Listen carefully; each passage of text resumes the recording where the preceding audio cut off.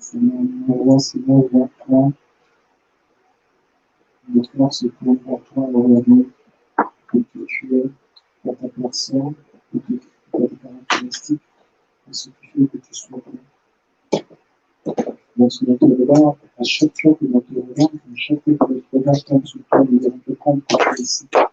Tu es ici à chaque fois que notre regard. C'est ici, Seigneur, que tu es Seigneur.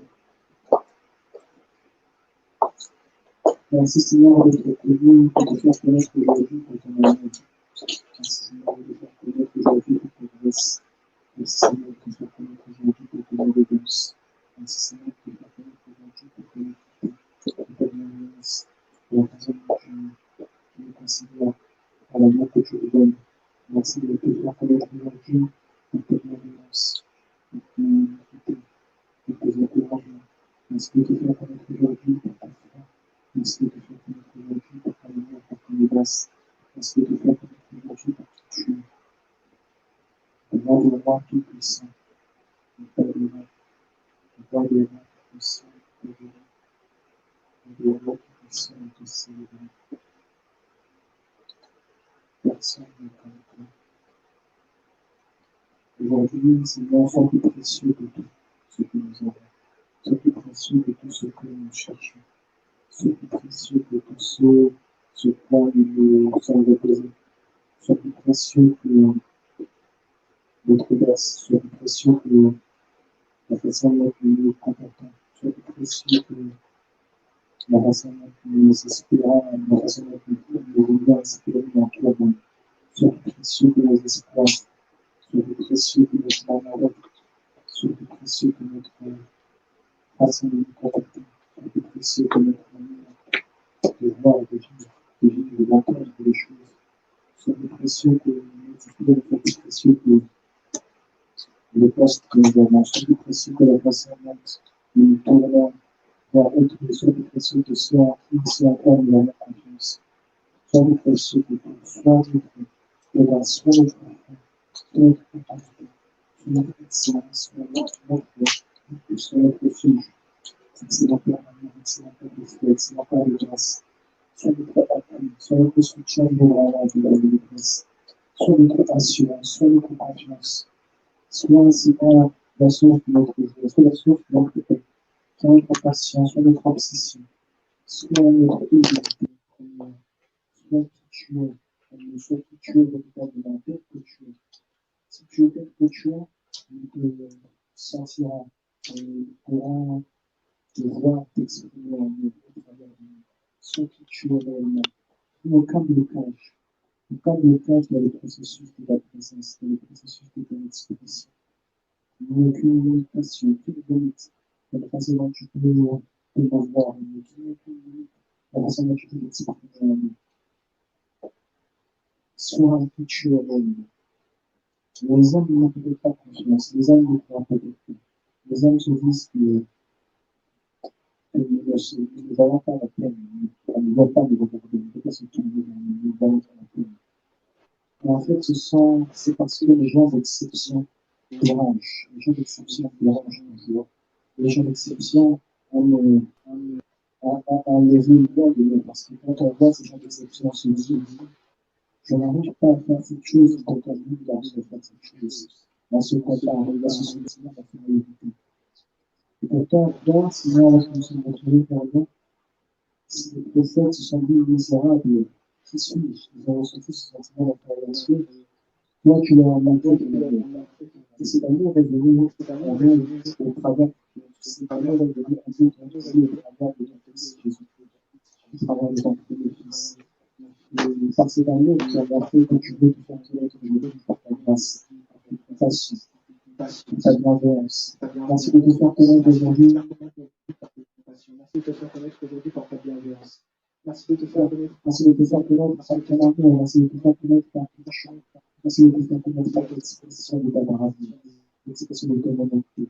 Merci d'être notre roi, notre libérateur, notre refuge, notre ami fidèle, notre témoin, notre bannière, notre celui en qui nous pouvons être révélés, notre expression de vie, notre soutien de la détresse. Merci d'être celui en qui nous pouvons être refuge. de trouver un refuge en toi. Laisse-nous, Seigneur, avoir ce plaisir-là, ce plaisir-là de trouver un refuge en toi. Laisse-nous exprimer cette joie-là, de trouver un refuge en toi, de trouver un refuge en toi. Que ce soit ce qui nous peut être que ce soit ce qui nous ressenti dans le cœur, de trouver un refuge en toi. Lorsque nous trouvons cette joie, de trouver un refuge en toi, laisse que cette joie s'exprime en nous, laisse que cette joie soit ressentie à l'extérieur de nous. Que ne reste pas juste à l'intérieur. Si la à l'extérieur, parce que cette joie devient contagieuse. La joie d'être en Christ, la joie d'être en Christ, la joie d'être en Christ, la joie d'être enfant de Dieu, le bonheur qu'il y a, le fait d'être enfant de Dieu, le plus grand don que Dieu veut donner. Ce n'est pas le don d'avoir des diplômes, ce n'est pas le don d'avoir une école, c'était ce d'être enfant de Dieu. C'était le fait de réussir à la guerre, exemple, de ne pas être un alphabète. Non, c'était celui d'être enfant de Dieu. Quelle joie, quel plaisir d'être enfant de Dieu, quel plaisir d'être le Fils de Dieu, d'être le Fils de Dieu, de vivre en tant que Fils de Dieu. Quel plaisir, quel bonheur de savoir que maintenant, j'ai des valeurs auxquelles je peux me conformer. J'ai des valeurs auxquelles je dois me conformer. Parce que c'est une réalité maintenant, c'est ma réalité. Je dois me comporter comme je veux que je me comporte. Le Fils, le roi, ne se lève pas comme il veut se comporter. Il se comporte comme le corps de la réalité, le roi de se comporter. Et au final, après cela devient un plaisir. Après cela devient une expression de joie. Après cela devient une expression d'amour, une expression de paix, un symbole de joie.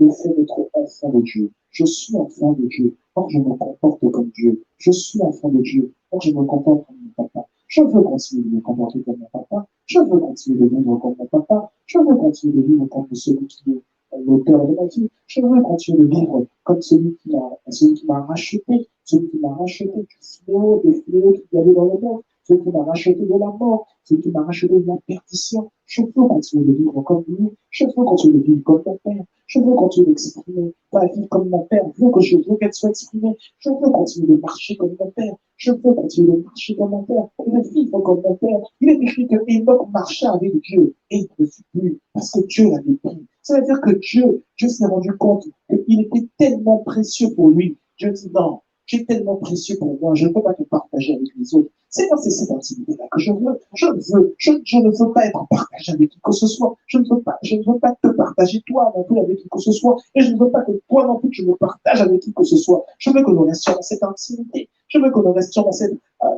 cet amour, dans cette atmosphère de bienveillance, cette atmosphère de tendresse qui nous unit, toi et moi. Et je veux que cela représente ma famille. Je veux que cela représente ma famille. Je ne veux pas. Il y a des modèles de famille. Il y a des modèles de famille américaine. Il y a des modèles de famille européenne. Il y a des modèles de famille française. Il y a des modèles de famille guadeloupéenne. Il y a des modèles de famille guyanaise. Il y a des modèles de famille asiatiques. Il y a des modèles de famille sur tous les continents du monde. On trouve des modèles de famille. Et moi, je veux que mon modèle de famille soit basé sur ma relation avec toi. Je veux que mon modèle de famille soit basé sur ma relation avec toi. Et c'est là-dedans que je veux grandir. C'est dans cette expression d'amour que je veux grandir. Dans cette expression de foi que je veux grandir. Aujourd'hui encore, je veux que mon âme s'attache à cette expression d'amour. Je veux que mon âme s'attache à cette expression de foi. Parce que l'on chantait à ce qu'on disait, bénis l'Éternel, mon âme. Bénis l'Éternel, mon âme. C'est pour que notre âme s'attache à cette expression de foi, à cette expression d'amour, à cette expression de tendresse, à cette expression de tendresse. Je ne veux pas avoir de la pluralité de modes de vie dans ma vie. Non, je veux avoir un seul mode de vie, le mode de vie christique, le mode de vie donné par Dieu, le mode de vie dédié à Dieu. Je veux avoir ce seul mode de vie. Le Christ est ma vie. Le Christ est ma vie. Celui qui m'a donné sa vie. Je veux exprimer pleinement la vie qui m'a été donnée, la vie que j'ai reçue, parce que je n'ai pas de vie. J'ai reçu une vie. C'est la vie de Christ. Et c'est cette vie que je veux exprimer tous les jours de ma vie. Tous les jours de ma vie. Je ne veux pas exprimer la vie que je peux voir sur des écrans. Je veux exprimer la vie que je peux voir sur des vidéos TikTok. Je vais exprimer la vie que je vois en Jésus-Christ. Je vais exprimer la vie que je vois en Jésus-Christ. Ce n'est pas la vie que je peux voir en étant accro à des écrans. Non, c'est la vie que j'ai en palpant pleinement l'identité du Christ. Il est normal de palper la réalité du Christ. Lorsque l'on vit dans le monde de l'esprit, lorsque l'on vit dans le monde des esprits, je peux me balader et palper l'identité du Christ. Je peux me balader et cogner quelque chose de non visible à l'œil nu. Et cette chose non visible à l'œil nu. En réalité, c'est l'expression de la personne du Saint-Esprit. L'expression de la personne du Saint-Esprit. L'Esprit de Christ, l'Esprit d'amour, qui est l'Esprit de révélation, qui est l'Esprit de grâce, qui est l'Esprit de tendresse, qui est l'Esprit de force, qui est l'Esprit de foi. Je veux vivre en étant pleinement encouragé, en étant pleinement enraciné dans l'amour du Christ. Il est écrit que rien, ni rien ni personne ne me séparera de l'amour du Christ. Quels que soient les fléaux, quelles que soient les tribulations, rien ni personne ne me séparera de l'amour de Christ. Quelles que soient les expressions, quel que soit le regard d'autrui, quelle que soit la façon dont autrui se dit, non, il faudrait qu'il y ait ceci, il faudrait qu'il y ait cela. Parce qu'il y a une triste réalité aujourd'hui. Les gens qui n'ont pas d'argent veulent te faire comprendre comment tu dois avoir de l'argent. Les gens qui ne prêchent pas veulent te faire comprendre comment tu dois prêcher. Les gens qui n'ont pas dédié leur vie à Dieu, les gens qui n'ont pas reçu la vie de Christ veulent te faire comprendre comment tu dois marcher, comment tu dois vivre lorsque tu as la vie de Christ, alors que eux-mêmes, ils n'ont pas la vie de Christ. Les gens qui ne vivent pas dans un continent, dans ton pays, veulent te faire comprendre comment tu dois vivre dans ton pays, alors qu'ils ne vivent pas dans ton pays. Comment tu dois te comporter avec telle personne alors qu'ils ne vivent avec telle personne. Les gens qui ne sont pas mariés veulent venir te prendre du temps aux personnes qui sont mariées et leur dire c'est important que tu sois avec moi alors que je suis une personne mariée. Les gens qui ne sont pas mariés veulent montrer aux gens qui sont mariés comment tenir leur foyer. C'est une triste réalité. Tu n'as pas la chose, mais tu veux me montrer comment se passe cette chose. Moi, je sais comment Jésus a la chose. Moi, je sais comment Jésus a la chose. C'est pourquoi je m'attache à mon Jésus. C'est pourquoi je m'attache à mon Jésus. L'auteur de ma vie, le rémunérateur de ma vie, le rémunérateur de mes choix, l'auteur de ma vie. Lorsqu'il y a la disette, le Seigneur Jésus répond. Là où il y a la disette, le Seigneur Jésus répond. Là où il y a la disette, le Seigneur Jésus répond. Et aujourd'hui, le Seigneur Jésus répond à la disette d'une personne dans cette salle. Aujourd'hui, le Seigneur Jésus répond à la disette d'une personne dans cette salle. Aujourd'hui, le Seigneur Jésus répond à la disette d'une personne dans cette salle. Aujourd'hui, Jésus-Christ démontre son amour. Aujourd'hui, Jésus-Christ démontre son amour. Aujourd'hui, notre Seigneur démontre son amour. Aujourd'hui, notre Seigneur démontre son amour. Les calibres de Kodaba Sotorbo, les calibres il fait baisser et la tristesse, c'est le sentiment mélangé de tristesse et de colère d'une personne. Il fait également disparaître là ce manque. Et là, on parle de manque financier. Il le fait également disparaître. Il le fait également disparaître. Il le fait également disparaître. Il le fait également disparaître. Il le fait également disparaître. Il le fait également disparaître. Il le fait également disparaître.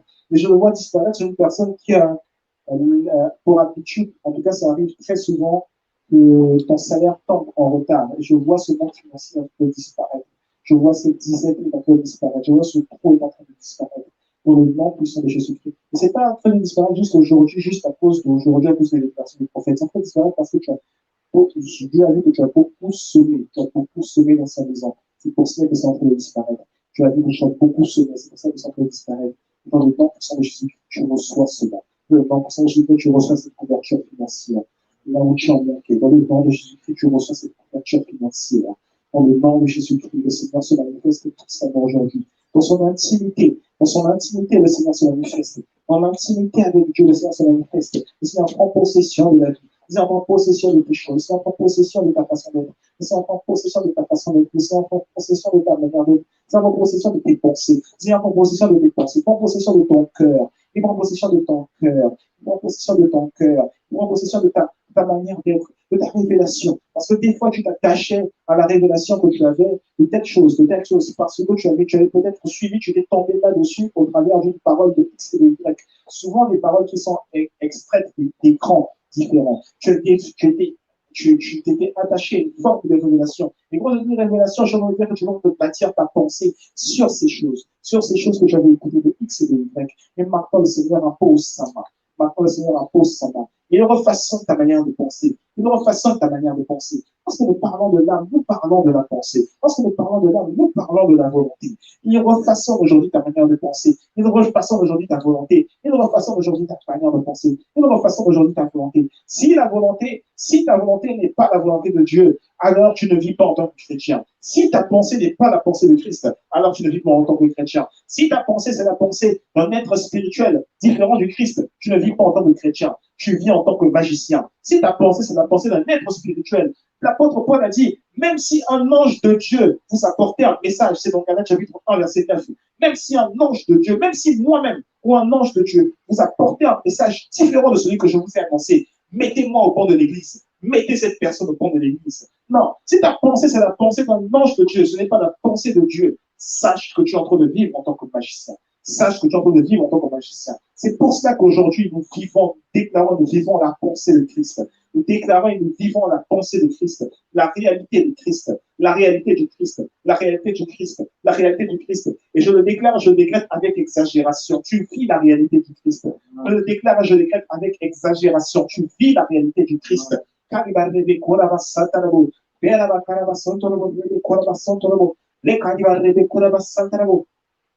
Carabariba Corabasantoro, Le Corabasanta Rebeco, La Carabasanta Corabasanta Rebeco, Le Cariba Rebe Corabasantoro, La Cariba Rebeco, Le Carabaya Rebe Corabasanta Rebe, Les Corabasantoro, c'est en train de vous compter. Derrière le sujet de la respiration, il y avait un sujet de voix, il y avait deux sujets. Il y avait un sujet de voix, il y avait un sujet également de la portée de la pensée, c'est-à-dire que j'avais une pensée qui était non aboutie.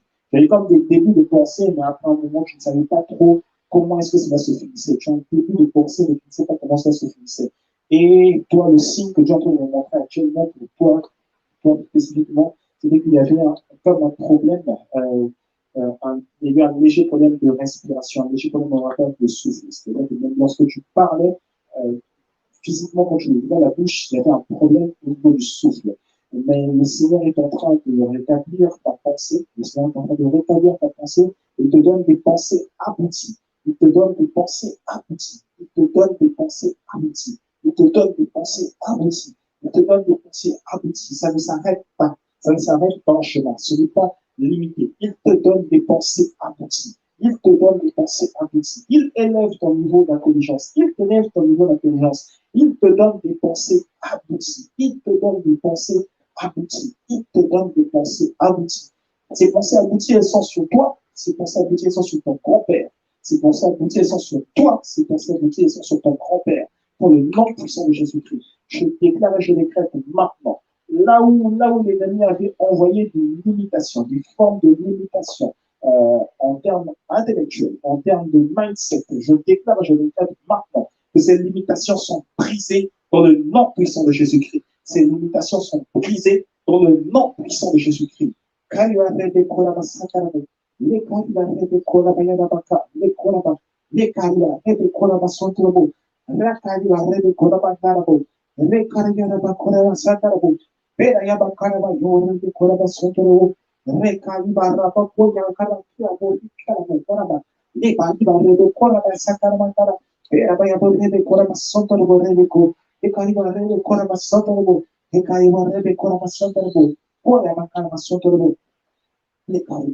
a un souffle qui arrive, le souffle de l'esprit qui arrive, il y a un souffle, le souffle de l'esprit qui arrive, qui est en train de se déployer, qui est en train de se déporter là, le souffle de l'esprit qui arrive, qui est en train de se déporter là, le souffle de l'esprit qui arrive, qui est en train de se déporter là. Il rafraîchit, il rafraîchit, il rafraîchit, il rafraîchit, il rafraîchit, il rafraîchit, il rafraîchit, il rafraîchit. Il change, j'entends changement, il change la misère, il change la misère et je vois de la misère, on passe à l'espérance et l'espérance, on passe à la matérialisation. Je vois que la misère passe de l'espérance qui fait et l'espérance, on passe à la matérialisation. Ça veut dire que cette démarche qui avait été longue et qui justement avait été difficile à arriver à son terme, ça veut dire qu'aujourd'hui, maintenant, par le mouvement de l'Esprit de Dieu, cette démarche arrive à son terme. Cette démarche arrive à son terme. Cette démarche arrive à son terme. Cette démarche arrive à son terme. Cette démarche arrive à son terme. Au nom puissant de Jésus-Christ. Il se passe quelque chose maintenant. Il se passe quelque chose dans ta vie. Il se passe quelque chose dans ta vie. Il se passe quelque chose dans ta vie. J'ordonne maintenant cette église une multiplication de bénédictions financières. Une multiplication de bénédictions financières. Une multiplication de bénédictions financières. Je le déclare dans cette église au nom puissant de Jésus-Christ. Et parmi les personnes qui sont connectées, il y en a une qui a des mal au niveau de la jambe. Et je sens particulièrement au niveau de la jambe droite. Au nom puissant de Jésus-Christ, tu reçois ta guérison. Dans le nom de Jésus-Christ, tu reçois ta guérison. Dans le nom de Jésus-Christ, tu reçois ta guérison. Dans le nom de Jésus-Christ, tu reçois ta guérison. Dans le nom de Jésus-Christ, tu reçois ta guérison. Dans le nom de Jésus-Christ, tu reçois ta guérison. Les calibarebeko, les boriamakarabasotorobo, pera calibarebeko rabasaterebo, les calibarebeko rabasaterebo. La calma rebe con la bassata la voce. Pere la caramoto le rebeco. Le calma rebe con la bassata la voce. Calmo sotto la voce. Calmo sotto la voce rebeco. La correva calma sotto la voce. Cola la rebe con la bassata la voce. Le calma rebe con la bassata la voce. Le calma rebe con la bassata la voce. Le calma rebe con la bassata la voce. Le calma rebe con la bassata la voce. Rebe con la bassata la voce con la bassata. Le calma rebe con la bassata la voce rebeco.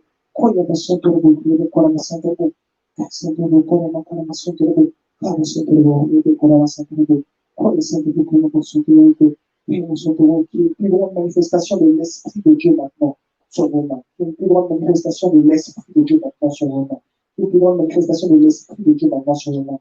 Quand je déclarais cette bénédiction financière, je l'ai vu tomber dans plusieurs mains. Une plus grande manifestation de l'esprit de Dieu, une plus grande manifestation de l'esprit de Dieu dans vos mains.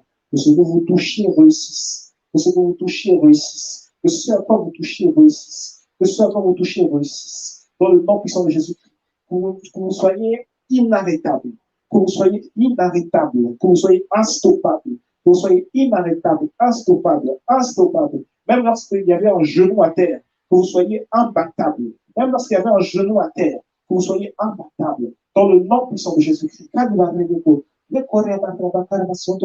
Les balibaribeko, les korabarabaka, les bakarabusuto, les bakarabasantaraboribeko, les bakarabarabakoramasantarabe, kalsuntaraboribeko, kalsuntaraboribeko,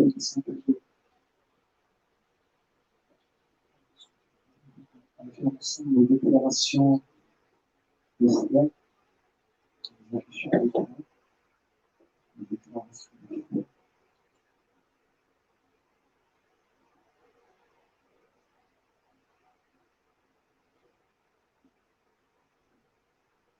On va citer ensemble d'une seule voix comme un seul homme. 1, 2, 3. Je suis béni, je suis prospère, je suis racheté, je suis pardonné, je suis saint, je suis entier, je suis talentueux, je suis créatif, je suis confiant, je suis sécurisé, je suis discipliné, je suis concentré, je suis préparé, je suis qualifié, je suis motivé, je suis libre, je suis déterminé, je suis équipé, je suis habilité, je suis oint, je suis accepté, je suis approuvé, je ne suis ni ordinaire ni médiocre, je suis enfant du Très-Haut, je deviendrai ce pourquoi j'ai été créé au nom de Jésus. Amen, amen, amen. Ensemble, célébrer le nom du Seigneur. Ensemble, célébrer le nom du Seigneur. Célébrer le nom du Seigneur. Gloire à Jésus-Christ, gloire à Jésus-Christ. Bonjour à tous, bonjour à toutes. Bienvenue à notre culte hebdomadaire à l'église Pleine. Bonjour à toutes, bonjour à tous. Est-ce que tu salues ton voisin ce matin? Bonjour, bonjour, bienvenue à notre culte hebdomadaire. Bienvenue à l'église Pleine. Bienvenue à l'église Pleine. Nous rendons gloire à Dieu, nous rendons gloire à Dieu pour aujourd'hui, nous rendons gloire à Dieu pour la journée d'aujourd'hui. C'est la journée que le Seigneur a faite pour qu'il avait pour nous un sujet de joie. De joie, un sujet d'allégresse. Alors, je vais juste partager une toute petite exhortation. On va toujours dans le même sens que ce que nous partageons la semaine dernière dans le centre de la Bible. La semaine dernière, nous avions enseigné. Là, je veux juste exhorter un petit peu, afin que nous passe la chose, un petit peu, faire encore des choses tout à l'heure. Je veux juste exhorter un petit peu, voilà. Et puis, la semaine prochaine, on aura ce culte spécial comme il est donné, ce culte d'action. En tout cas, je parle de dimanche, donc un culte merveilleux dont le Seigneur est en train de parler tout à l'heure. Alors, notre exhortation, on poursuit toujours sur le même thème, là, le centre de la vie, la deuxième partie, le centre de Mali, deuxième partie. Et nous allons lire dans 2 Samuel, nous allons lire 2 Samuel, chapitre 5, nous lisons du verset 1 au verset 9. 2 Samuel, chapitre 5, du verset 1 au verset 9.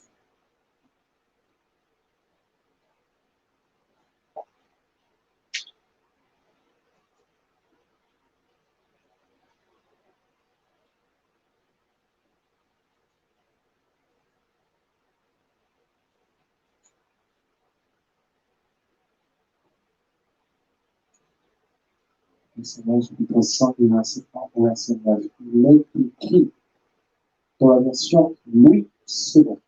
Toutes les tribus d'Israël vinrent auprès de David à Hébron, et dirent, voici nous sommes tes os et ta chair. Voici nous sommes tes os et ta chair. En hébreu, le mot os, si vous préférez. Donc, c'est le mot Etsem, E-T-S-E-M, Etsem, E-T-S-E-M. Et ta chair, c'est le mot hébreu Bassar. Bassar, c'est écrit B-A-S-A-R. Bassar, B-A-S-A-R. Donc, ça ne se dit pas Bazar, ça se dit Bassar, parce que le son Z, là, c'est une particularité du français. Bassar, Bassar, ta chair. Bassar, ça veut dire parents. Lorsqu'on parle de Bassar, on est en train de parler des parents. Quand on dit nous sommes ta chair, on peut dire nous sommes tes parents. Nous avons des liens de parenté. Nous avons des liens de parenté. C'est ce que les personnes qui viennent voir David sont en train de dire. On va voir la suite. Verset 2. Il est dit, autrefois déjà, lorsque Saül était notre roi, c'était toi qui conduisais et qui ramenais Israël. Saül était le roi, mais c'était toi qui conduisais et qui ramenais Israël. L'Éternel t'a dit, tu paîtras mon peuple d'Israël et tu seras le chef d'Israël. Ainsi, tous les anciens d'Israël vinrent auprès du roi à Hébron, et le roi David fit alliance avec eux à Hébron devant l'Éternel. Ils joignirent David pour roi sur Israël. David était âgé de 30 ans lorsqu'il devint roi, et il régna 40 ans. Il régna 40 ans. Verset 5. À Hébron, il régna sur Juda 7 ans et 6 mois, et à Jérusalem, il régna 33 ans sur tout Israël et Juda. Le roi marcha avec ses gens sur Jérusalem contre les Jébusiens habitants du pays. Ils dirent à David, tu n'entreras point ici, car les aveugles même et les boiteux te repousseront. Ce qui voulait dire, David n'entrera point ici. Mais David s'empara de la forteresse de Sion. C'est la cité de David. David avait dit en ce jour, quiconque battra les Jébusiens et atteindra le canal, quiconque frappera ses boiteux et ses aveugles, qui sont les ennemis de David. Ces aveugles, ces boiteux, ces aveugles qui sont les ennemis de David. C'est pourquoi l'on dit, l'aveugle et le boiteux n'entreront point dans la maison. En ce moment, quand David dit ce sont les ennemis, en ce moment, David est en train de dire, je hais ces aveugles et ces boiteux. En ce moment, en fait, on essaie de traduire une expression où David a parlé un langage très, très familier, très, très grossier pour nous aujourd'hui. David s'établit dans la forteresse qu'il appela Cité de David. Il fit de tous côtés des constructions en dehors et en dedans de Milo. En dehors et en dedans de Milo. Dans cet exemple, les parents de David ont élevé David. Quand je parle de parents, je suis en train de parler de personnes de sa patrie, de personnes qui ont dit eux-mêmes, nous sommes ta chair et ton os, nous avons des liens de parenté avec toi. Eux, ils ont élevé David.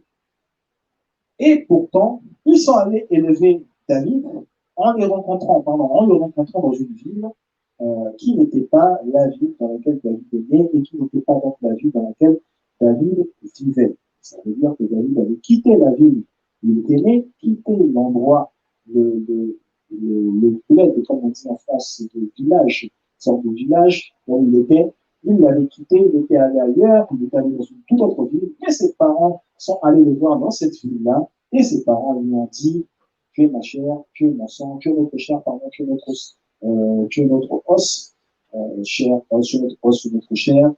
Voilà, aujourd'hui, nous voulons que toi, ce soit toi qui dirige officiellement, qui gouverne officiellement la nation d'Israël. Je prie que ta famille t'élève dans le nom de Jésus-Christ. De la même manière que cela est arrivé à David, je prie que cela t'arrive au nom de Jésus-Christ. C'est une grande bénédiction de se faire élever par sa famille. Et aujourd'hui, c'est comme ça que tu n'habitais plus comme David, tu n'habitais plus dans la maison où tu as grandi, la maison où tu étais élevé, maintenant qu'il y ait une élévation particulière qui te soit adressée dans le nom puissant de Jésus-Christ. Alors, de quoi nous sommes en train de parler en ce moment? Là, nous sommes en train de parler d'habitudes, des habitudes de l'âme qui viennent de fréquentation et principalement de la famille. Les habitudes de l'âme qui viennent principalement de la famille. On peut parler d'habitudes de l'âme qui viennent principalement de la famille. Parce que lorsqu'on parle d'âme, on parle de pensée, on parle d'émotion, on parle de volonté. Tout cela va naître de fréquentation que l'on va avoir, d'interaction que l'on va avoir, et principalement, ça va naître de la famille. Principalement, ça va venir de la famille. La famille, de manière générale, la famille peut élever comme la famille peut abaisser, de manière générale. Une épouse peut élever comme une épouse peut abaisser. Une épouse a la capacité de faire devenir un homme méchant, alors qu'il ne l'était pas. Moi, je l'ai déjà vu. Dans ma famille, un jour, un de mes grands frères me disait, j'étais encore un peu, c'était il y a peut-être 6 ans, un de mes grands frères me disait, Khalid, la façon dont je me vois tout le temps le front fermé. Moi, je n'étais pas comme ça. C'est à force de voir parler à mon épouse que j'ai dû devenir ainsi, que je suis devenu ainsi, contre mon gré. Mon épouse a effectivement la capacité de faire en sorte que son mari, son époux, devienne méchant s'il ne l'était pas. Mais que ça ne soit pas le cas dans le nom de Jésus. La famille ici a dressé un corps armé, donc pour que le roi David aille marcher contre ses ennemis, pour que le roi David aille combattre ses ennemis. Ils ont dressé un corps armé. Ils ont comme David allait avec ces gens. Il y avait des personnes qui étaient venues là, qui étaient venues, qui ont un roi. Donc, la famille était du côté de David. La famille de David était de son côté. La famille de David était de son côté. Éphésiens chapitre 6, on va lire du verset 1 au verset 3. Éphésiens chapitre 6, on va lire du verset 1 au verset 3. Éphésiens chapitre 6, on va lire du verset 1 au verset 3. Éphésiens chapitre 6, on va lire du verset 1 au verset 3. L'épître aux Éphésiens, chapitre 6, on va lire du verset 1 au verset 3. L'épître aux Éphésiens, chapitre 6, du verset 1 au verset 3. Pour ceux qui n'ont pas du mal à trouver. Donc, on a les évangiles, juste après les évangiles, on va avoir Actes des Apôtres, juste après Actes des Apôtres, on a Romains, après Romains, il y a 1 Corinthiens, 2 Corinthiens, 2 Corinthiens, Galates, et après Galates, Éphésiens. Donc, les évangiles, après Actes des Apôtres, ensuite l'épître aux Romains, après l'épître aux Romains, 1 Corinthiens, après 2 Corinthiens, et après 2 Corinthiens, Galates, et après Galates, Éphésiens. Éphésiens, donc chapitre 6, du verset 1 au verset 3, il est écrit: Enfants, obéissez à vos parents selon le Seigneur, car cela est juste. Verset 2, honore ton père et ta mère. C'est le premier commandement avec une promesse, afin que tu sois heureux et que tu vives longtemps sur la terre. L'émotion, les émotions que ça produit, c'est que tu es heureux. C'est l'émotion, tu es heureux. Et après, il y a un effet sur ta vie, c'est que tu vives longtemps sur la terre. Mais on dit au verset 1, il faut obéir à nos parents, selon le Seigneur, car cela est juste. Cela est juste. Et le mot qui est utilisé, qui est traduit par juste, c'est un mot grec qui se traduit également par vertueux. Donc c'est vertueux, c'est un acte vertueux, obéir à ses parents. C'est un acte vertueux. Quand on dit cela est juste, on est en train de parler ici de justice divine. On est en train de parler ici de justice divine. On est également en train de parler de coutume divine. On est en train de parler de coutume divine, c'est-à-dire que ça doit être une habitude. Ça doit être une habitude d'obéir à ses parents selon le Seigneur. Ça doit être une habitude. C'est une habitude normale. Quand tu as des parents qui soient biologiques, qui soient spirituels selon le Seigneur, tu les obéis ou tu leur obéis. Tu leur obéis. On n'a pas dit réfléchissez quand ils vous parlent. Non, on a dit obéis. Point. C'est vertueux. C'est un acte vertueux et ça doit être une habitude, ça doit être une coutume. Mais on est en train de dire enfant obéit aux parents. Donc ça dit enfant, c'est parce que l'habitude, là, elle doit être créée quand tu es enfant. Elle doit être créée dans ton jeune âge. Elle doit être créée dans ton jeune âge. Quand tu suis un jeune âge spirituel, comme notre église, nous avons beaucoup de bébés spirituels. Comme on dit, c'est ça, ils disent, moi je peur, comme ça. Ça doit être créé dans ton jeune âge. Un enfant qui n'obéit pas à ses parents n'aura pas sa famille de son côté. Et donc, selon les versets, il ne vivra pas heureux. Il se croira lui-même, il se dira, enfin, il se croira un avec lui-même. Il se croira un avec lui-même. Mais il ne sera pas heureux. Il dira, oui, moi je peux dire moi-même. Je peux dire ce que je veux. Oui. Mais il ne sera pas heureux. Parce qu'il y a dans le cœur de l'enfant le désir de plaire à ses parents. Je reformule, il y a dans le cœur de l'enfant le désir de faire plaisir à ses parents, ou surtout, il y a dans le cœur de l'enfant, je vais reprendre une nouvelle fois, il y a dans le cœur de l'enfant le désir de rendre fiers ses parents. Il y a dans le cœur de l'enfant le désir de rendre fiers ses parents. Ça veut dire que s'il y a une personne qui dit qu'elle ne veut pas rendre fiers ses parents, sachez déjà que vous êtes en face d'un menteur, d'une menteuse. Il y a dans le cœur de l'enfant, quelque part, le désir de rendre fiers ses parents. Même quand tu ne le dis pas, quelque part au-dedans de toi, tu as envie que tes parents soient fiers de toi, soient fiers de ce que tu as accompli.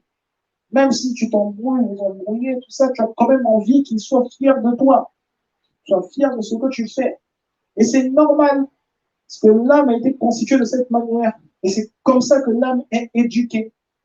C'est comme ça que l'âme est éduquée. Mais on va voir en faire un trigant. Marc chapitre 6, on va lire du verset 1 au verset 6. C'est en fait un trigant. Marc chapitre 6, du verset 1 au verset 6.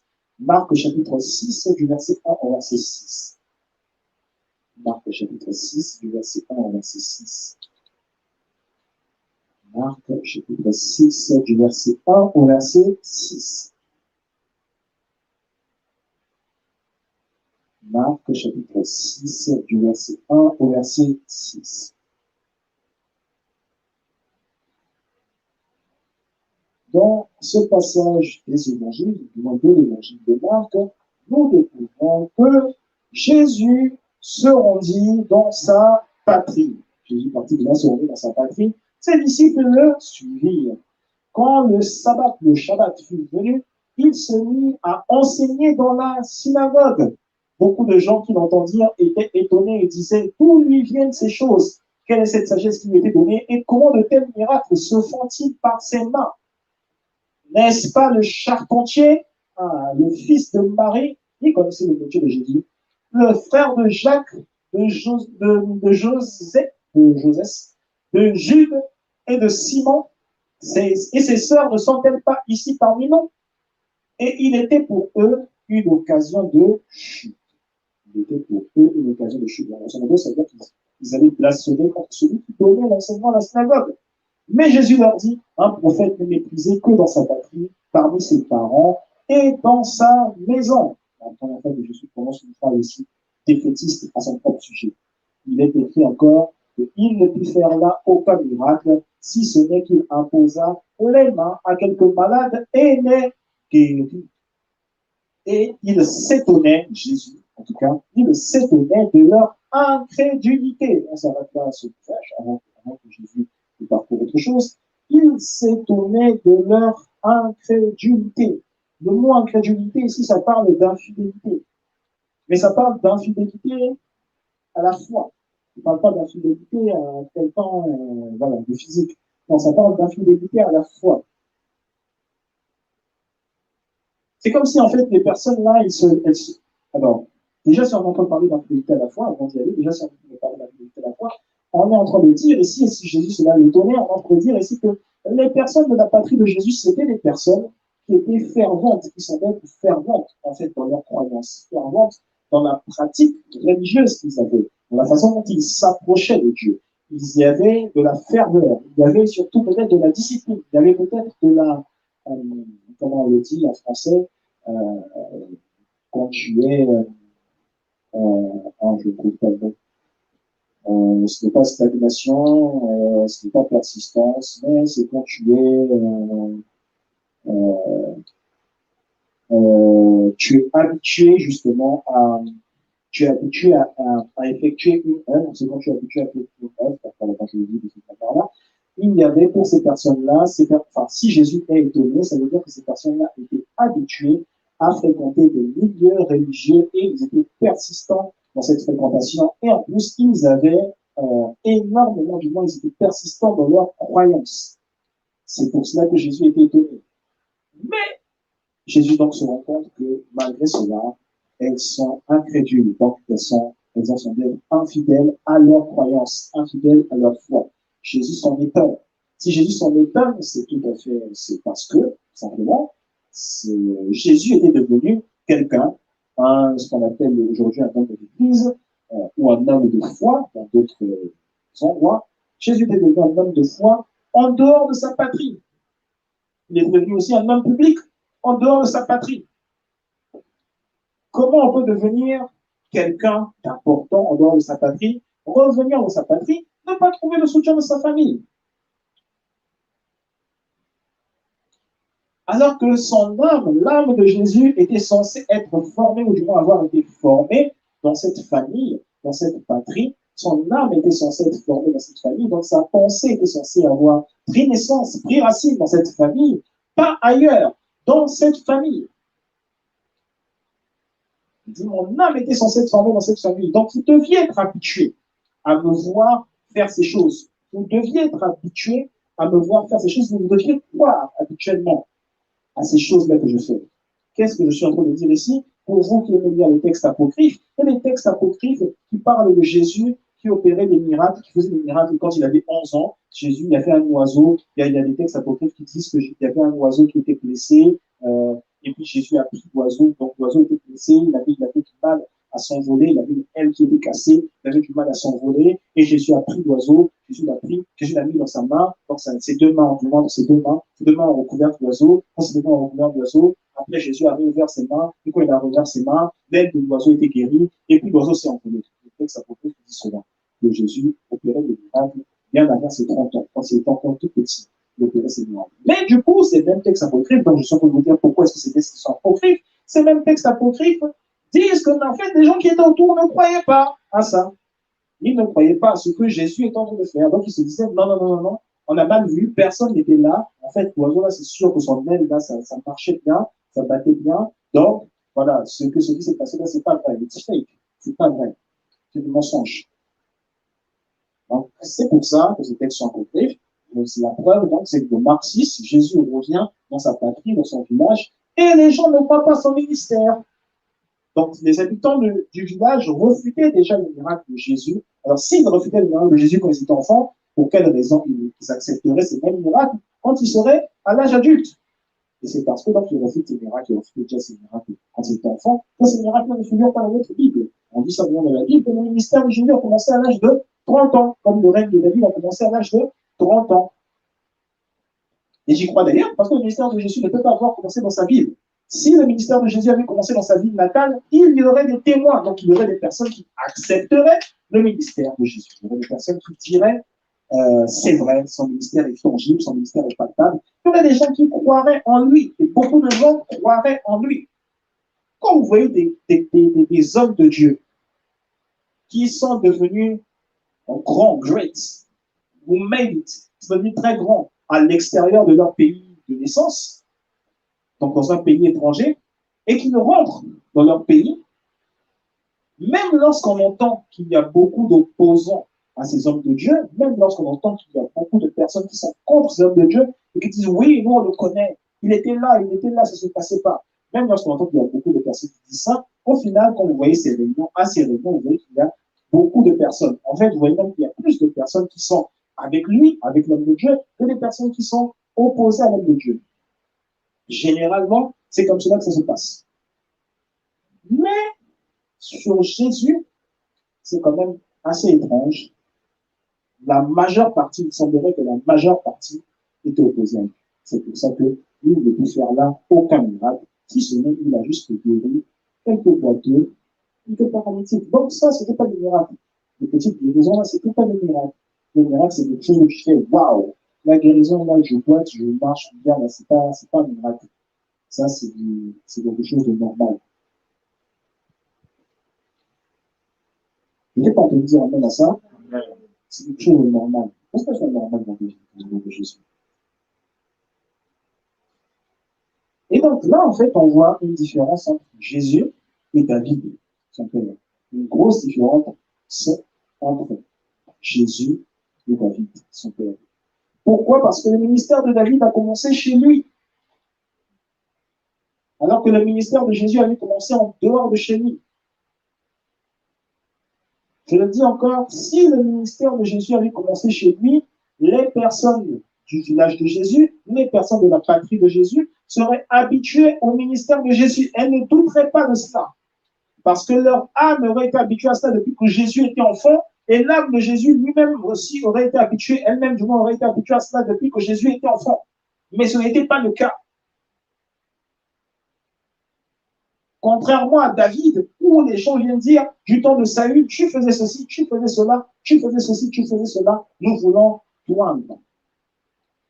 Là, il avait 30 ans, mais même avant cela, alors qu'il avait 17 ans, Samuel l'a oint, il n'était pas connu de sa famille, mais par contre, quand il n'y avait personne, David tuait l'ours, David tuait le lion pour sauver la brebis. Et ses exploits sont allés jusque sur le champ de bataille, où on a entendu parler de cela, où on lui a dit, vas-y, tu vas combattre Goliath. Et il a tué Goliath. Et avant de tuer Goliath, les femmes sont bien chantées. David a tué 1000. Non, Saül a tué 1000. David a tué 10 000. Saül a tué 1000. David a tué 10 000. Il avait 17 ans quand ça se passait. Donc, ça veut dire que l'âme des gens était habituée à ce que David sauve Israël. L'âme des gens était habituée à ce que David donne des stratégies à Israël. L'âme des gens était habituée à ce que David emmène Israël dans une direction. Il y avait cette grande habitude déjà qui était formée dans le cœur et dans la vie des gens. Et je suis en train de dire, en fait, que ce que Jésus a fait, que Jésus a fait, ce que beaucoup ne font pas. Donc, je vais le redire, en fait. Jésus a fait plutôt ce que beaucoup font. Je n'ai pas vraiment les statistiques, mais on va dire que Jésus a fait ce que plusieurs font. On va dire comme ça. Jésus a fait ce que plusieurs font. En général, ça se passe ainsi. Lorsqu'une personne a réussi à l'étranger, en dehors de sa patrie, au moment où cette personne obtient un poste à l'étranger, en dehors de sa patrie, la personne cache ce poste aux membres de sa famille. Elle n'en parle pas aux membres de sa famille qui sont dans sa patrie. La personne cache ce poste, elle n'en parle pas aux membres de sa famille qui sont dans sa patrie. Généralement, la personne a peur qu'on lui demande de l'argent. Ou encore, la personne a peur de la sorcellerie. Parce que dans une famille qui est très très pauvre, dès qu'on entend dire qu'une personne a une Range Rover, on pense déjà à comment on va la bouffer. Quelle est la stratégie maintenant pour le bouffer? Donc, ce n'est pas que Jésus avait peur de quoi que ce soit, c'est pas ça. Jésus considérait que sa famille réelle, ceux qui étaient sa réelle famille, du moins, sont ceux qui étaient pour son message, ceux qui écoutaient son message et étaient pour son message. Ça, il avait dit. Tout comme moi, je considère que ma réelle famille, c'est vous. C'est ce que je considère. Nous sommes de la même famille. Mais par opposition, en fait, entre Jésus et David, David était habitué, ou du moins, il avait habitué les personnes de sa tribu à se comporter de la sorte.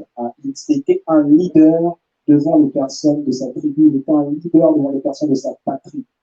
Donc, les personnes de sa patrie étaient habituées à l'avoir, lui, comme leader, comme chef. Et d'ailleurs, souvent, j'ai vu en tout cas dans certaines contrées africaines, c'est comme ça que la plupart des nominations, des grandes nominations en tout cas, se produisent. On a quelqu'un qui est habitué à être un leader et ça se voit quasiment même depuis l'enfance. Depuis l'enfance, on voit les particularités de la personne et on ne se trompe pas, on voit les particularités de la personne. Tu sais, même lorsque tu viens enseignant et que tu te dis, c'est tout nouveau pour moi, c'est une toute nouvelle vie pour moi.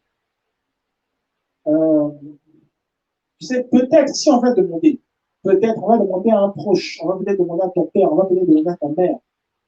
généralement, elle va certainement se rappeler d'un ou deux événements qui lui avaient indiqué que forcément, je finirais en train de servir Dieu. Elle va se rappeler, elle va dire, ah, en fait, il y avait ça, si, il y avait ça. Je me le disais quand même, je sentais, je voyais, je me disais, ah, la personne va forcément, mon enfant du monde, forcément, il va servir Dieu. Donc, les habitudes naissent depuis l'enfance. Les habitudes naissent depuis l'enfance. Et donc, l'âme s'habitue depuis l'enfance. L'âme s'habitue depuis l'enfance. J'ai écouté le prophète Jonas raconter, un jour, son fils de 6 ans lui a demandé, lui a dit, papa, pourquoi tu as une grosse tête? Et il a répondu, j'ai une grosse tête parce que j'ai beaucoup d'idées. Si je n'avais pas une grosse tête, je n'aurais pas beaucoup d'idées. Et depuis cette fois-là, son fils de 6 ans n'arrête pas de répéter quand il le voit, j'ai une grosse tête, j'ai une grosse tête, j'ai une grosse tête. Donc cet enfant va grandir en sachant qu'il va avoir, il est normal pour lui d'avoir beaucoup d'idées.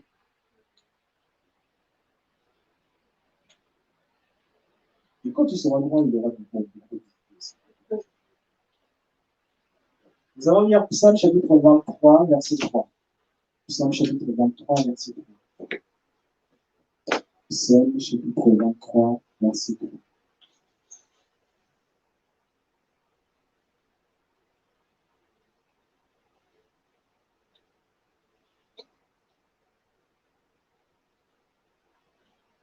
Je pense que vous connaissez ce psaume par cœur. Je pense. Psaume chapitre 23, verset 3. Il est écrit, il restaure mon âme. Il restaure mon âme. Il me conduit dans les sentiers de la justice à cause de son nom. Il restaure mon âme. Il me conduit dans les sentiers de la justice à cause de son nom.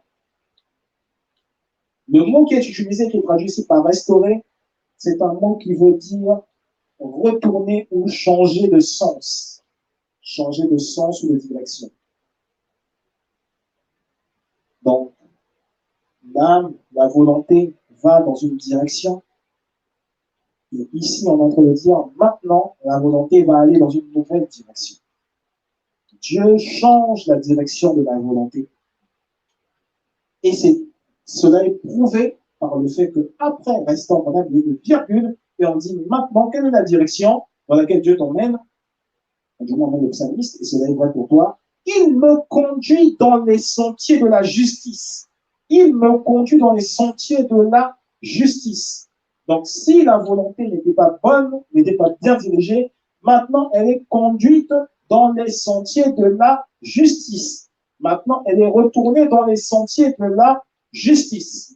Croyez-moi, dans les sentiers de la justice, il y a beaucoup de choses qui se passent, il y a beaucoup de choses qui peuvent sembler désagréables qui se passent. Et il y a beaucoup de choses en même temps qui peuvent sembler agréables qui se passent. Un jour, j'ai écouté John Maxwell, qui est la personne référente dans le leadership au monde. Il disait que ces journées à lui sont très ennuyantes pour quelqu'un qui voudrait rester avec lui, qui se demande comment il fait pour penser de la manière dont il pense, pour avoir les idées qu'il a. Il disait, mes journées sont très, très ennuyantes. Je me réveille à 4 heures du matin, et à partir de 4 heures du matin, je me mets à écrire. J'écris jusqu'à 8 heures. À 8 heures, je me lave, je prends un petit déjeuner avec mon épouse. On est ensemble jusqu'à 9 heures à peu près. 9 heures, je me lève, je vais marcher. Et quand je vais marcher, je rentre chez moi. Il doit être 9h30 ou 9h40. Et à partir de 9h45, je me mets à écrire à nouveau. Et j'écris à nouveau jusqu'à 14 heures. 14 heures, ça peut être le moment de la pause, pause déjeuner, on va dire. Je déjeune et je peux avoir quelqu'un à rencontrer à 15 heures, mais la personne que je vais rencontrer à 15 heures, ça sera pour un sujet d'écriture. Et ensuite, à partir de 16h30 maximum, je vais me remettre encore à écrire jusqu'à peut-être 19h. 19h, retour à la maison si j'étais dehors, je me douche, il y a un dîner, après le dîner, on prie et je dors. Et que c'est comme ça tous les jours. Il n'y a rien de passionnant dans ma vie. Mais vous, lorsque vous entendez tout ce que je dis, lorsque vous écoutez ce que je dis, lorsque vous participez à des conférences, vous trouvez passionnant tout ce que je dis. Les sentiers de la justice, parfois, c'est de donne de vivre une vie qui n'est pas du tout passionnante. En fait, je vis une vie, j'ai des frissons. Les sentiers de la justice, c'est de donne de vivre une vie qui n'est pas du tout passionnante. Pas du tout passionnante. Dans la vie de Daniel, il allait prier 3 fois par jour. Moi, passionnant, hein. À ces heures-là, quand je te dis, je peux faire autre chose, je peux aller rigoler, je peux mon programme à la télé, je peux aller le suivre. Daniel, 3 fois par jour, je prie, et dans la direction, j'ouvre la fenêtre dans la direction de Jérusalem. Ça doit toujours être dans la direction de Jérusalem. Non, je ne peux pas changer de direction. Non, non, Jérusalem. Ah, mais ce paysage-là, je le vois tous les jours. Peut-être que je peux changer de direction. Non, non, non, non, Jérusalem. C'est pas passionnant. Tu découvres pas, tu découvres rien. Mais, là, du temps, il y a des choses qui viennent, il y a des visions qui viennent. Dans ce sentier de la justice là qui n'est pas passionnant, il y a des visions qui naissent. D'ailleurs, on va prendre Daniel, on va lire Daniel chapitre 7, du verset 1 au verset 2. Daniel chapitre 7, du verset 1 au verset 2. Daniel chapitre 7, du verset 1 au verset 2. Daniel chapitre 7, du verset 1 au verset 2.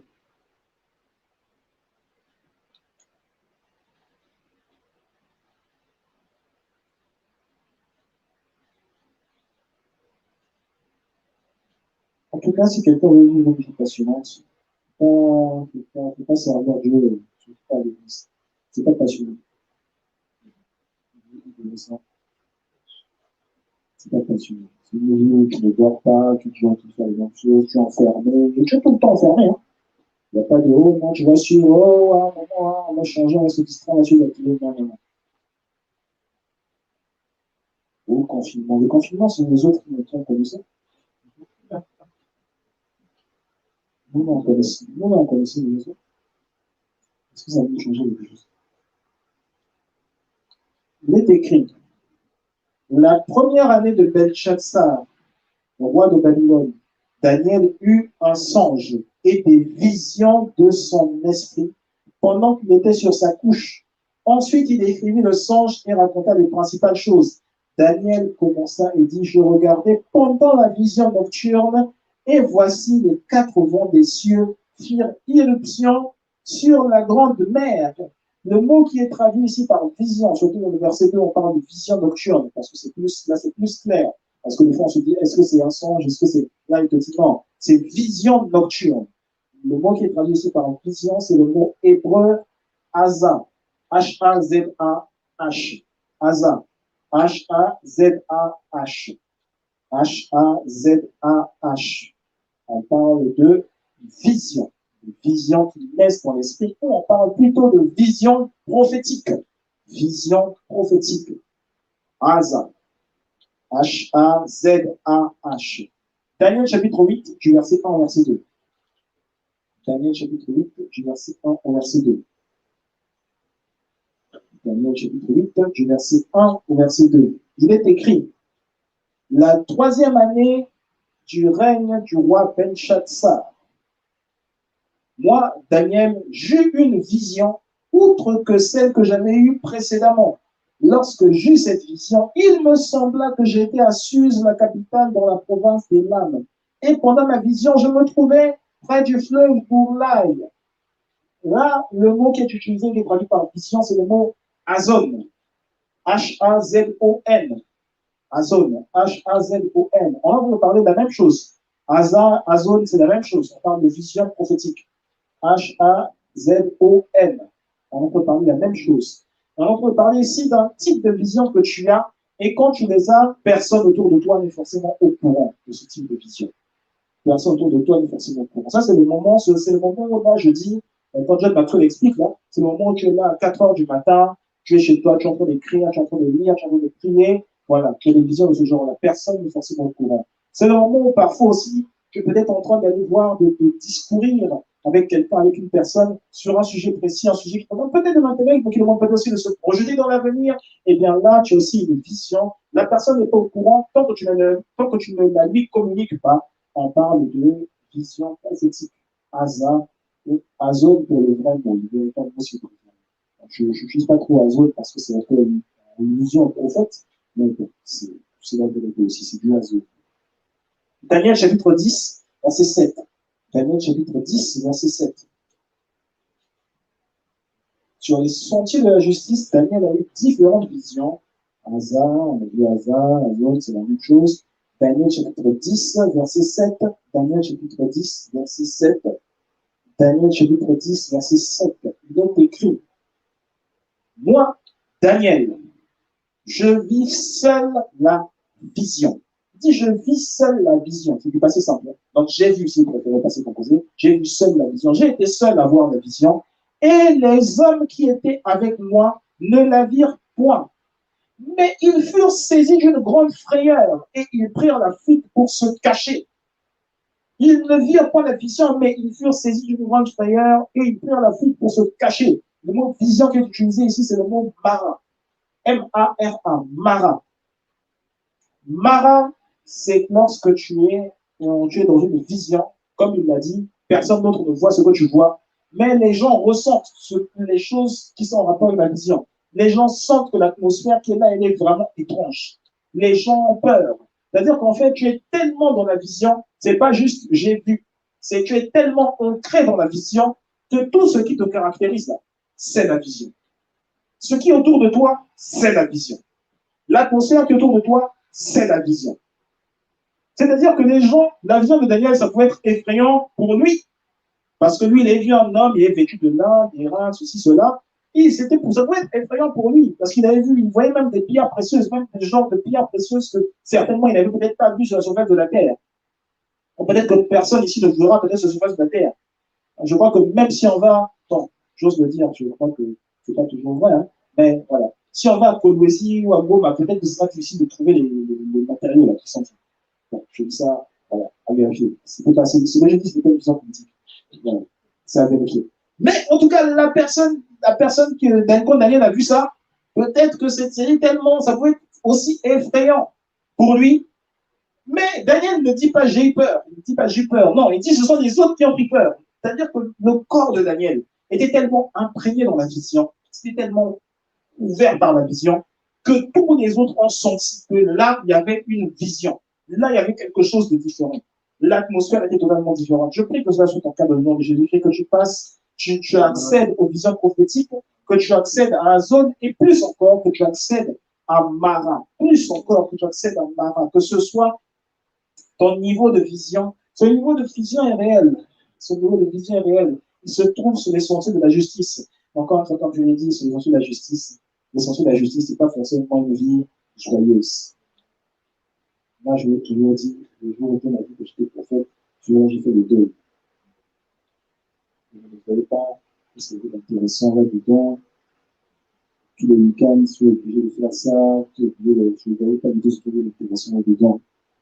Je vous promets, moi, des fois, quand je sors de conduire, là, je me dis, je suis sur la route, je me dis, dimanche matin, je me dis, je vois des gens qui sont en train de faire leur valise, soit ils vont passer la journée quelque part, ou reviennent sont peut-être sur le point de revenir de vacances.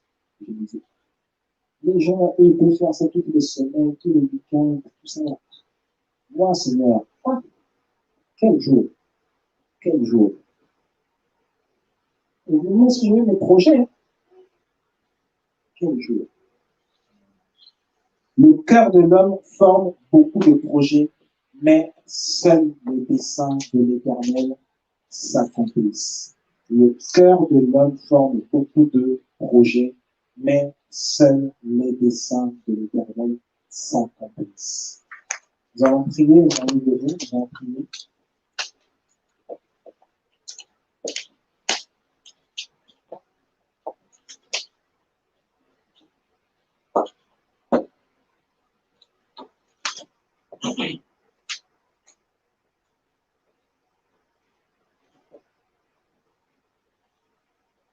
Nous allons remercier Dieu pour sa parole, pour ce qui a été dit, pour ce qui a été semé en nous. L'âme au centre de notre vie, c'est une âme qui développe des habitudes que Dieu a données depuis l'enfance. Même lorsqu'on ne se rappelle pas, Dieu avait donné des habitudes. Et si c'était de mauvaises habitudes, il s'agit d'une âme que Dieu rééduque. Il s'agit d'une âme que Dieu rééduque. Nous allons prier, nous allons dire à Dieu, merci déjà pour ce message que tu nous as donné, merci pour cette transformation, mais si nous avions de mauvaises habitudes, si j'avais de mauvaises habitudes, si j'avais acquis, développé de mauvaises habitudes, maintenant, agrémente ma vie de nouvelles habitudes, d'habitudes qui seront conformes à toi et qui vont être à chaque jour conformes à ce que tu veux, conformes à ta réalité, conformes à ta vérité, conformes à ta parole. Rééduque-moi pour que mes habitudes soient conformes au spirituel et non conformes à ce que je veux, mais conformes à ta volonté. Dans le nom puissant de Jésus, nous prions ensemble, nous prions ensemble, nous prions ensemble.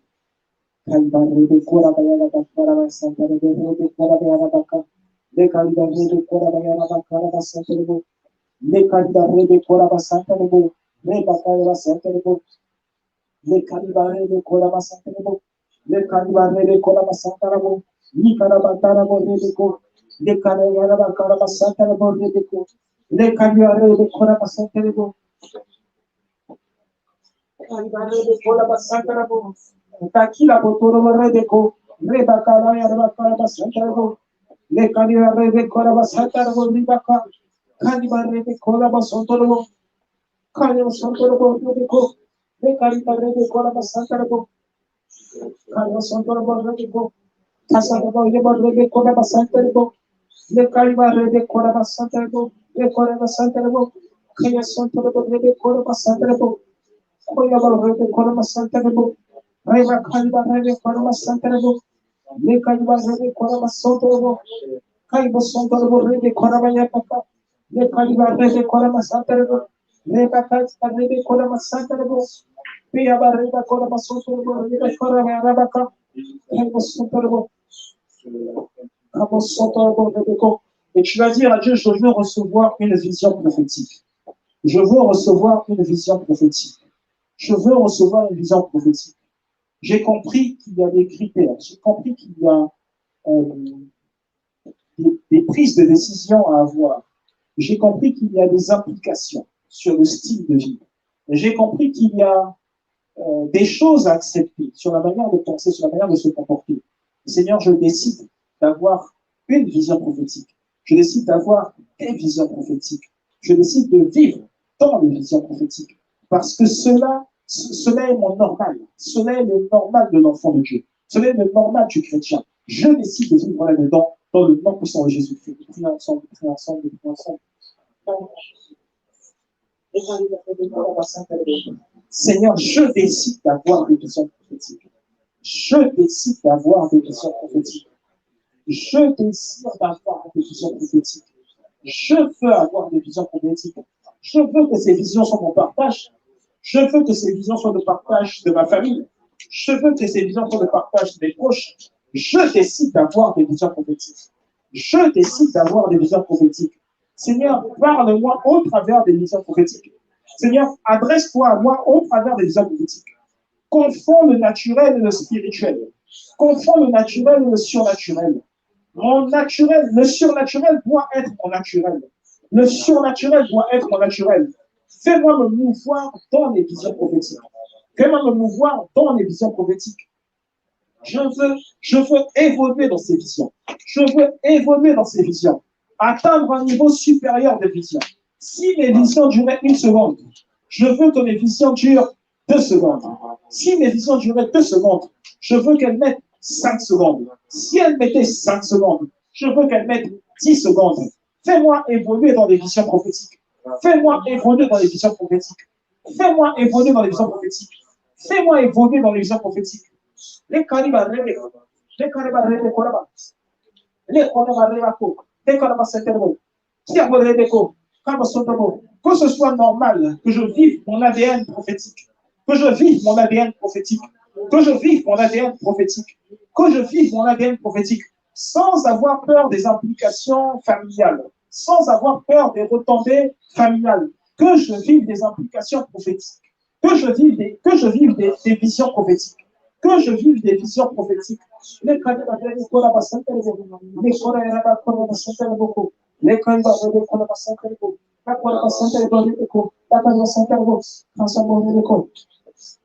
a une qui va voir et comment Dieu va lui révéler la nature d'une personne dans sa famille. C'est un homme dans sa famille qui venait faire des attouchements sur elle. Une personne dans sa famille. C'est-à-dire que dans le monde spirituel, cette personne avait déjà fait des tas d'imprécations et venait se présenter dans le monde spirituel, je veux dire, le monde des ténèbres, pour être précis, il venait se présenter comme étant le mari de cette fille. Le mari de cette fille. Alors cette personne, c'est une personne de la famille, c'est un homme de la famille. C'est un homme de la famille de notre sœur. Et donc, c'est comme si vous pratiquiez de l'inceste. Mais donc, pour lui, c'était un moyen d'avoir du pouvoir. C'était un moyen d'avoir plus de puissance.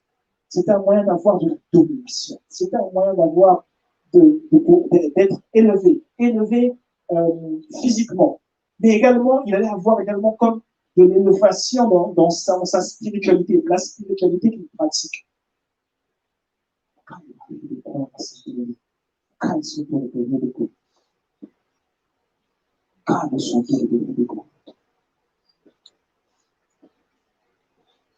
Tu vas dire dans le nom de Jésus-Christ, je prends autorité contre tout acte de famille qui s'opposait à la pensée de Christ pour ma vie et qui s'opposait à la destinée que le Christ m'a donnée. Je déclare et je décrète que toute tentative du monde des ténèbres passant par ma famille et orientée contre moi est nulle et sans effet dans le nom puissant de Jésus-Christ. Tu déclares ces choses, tu pries avec moi, tu déclares ces choses maintenant. Les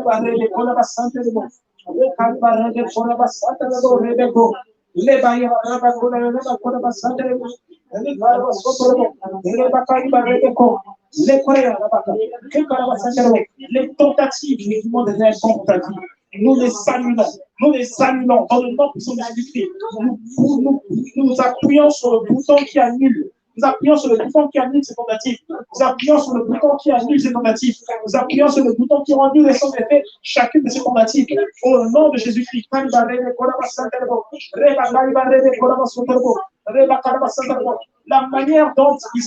La manière dont les gens avaient voulu influer sur ma vie. La manière dont les gens avaient voulu imposer des choses sur ma vie, imposer des éléments sur ma vie qui n'étaient pas en lien avec la destinée de Christ sur ma vie. Je déclare que ces ondes négatives maintenant sont annulées dans le nom de Jésus-Christ. Je déclare maintenant que ces manières de faire, ces manières d'agir sur ma vie sont rendues nulles et sans effet au nom puissant de Jésus-Christ. Les œuvres du monde des ténèbres contre moi, contre ma vie, sont rendues nulles et sans effet au nom de Jésus-Christ.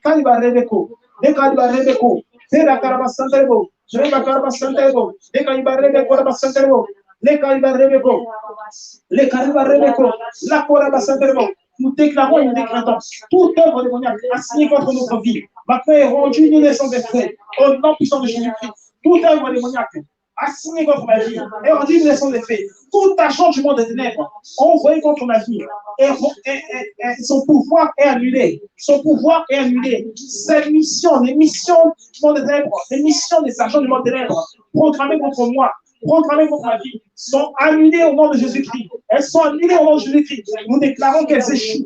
Elles échouent. Elles échouent. Elles échouent. Elles échouent. Elles échouent. Elles échouent.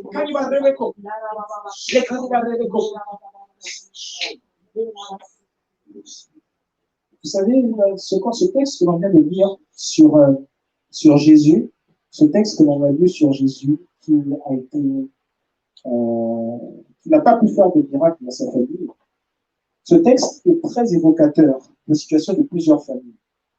En fait, là d'où sort Jésus, certes, il y avait des gens, peut-être qui croyaient en Dieu, peut-être qu'il y avait des gens qui voulaient vivre une forme d'intimité avec Dieu, Mais là d'où sortait Jésus, il y avait des gens aussi qui ne voulaient certainement pas qu'il y ait une personne qui émerge dans un sens.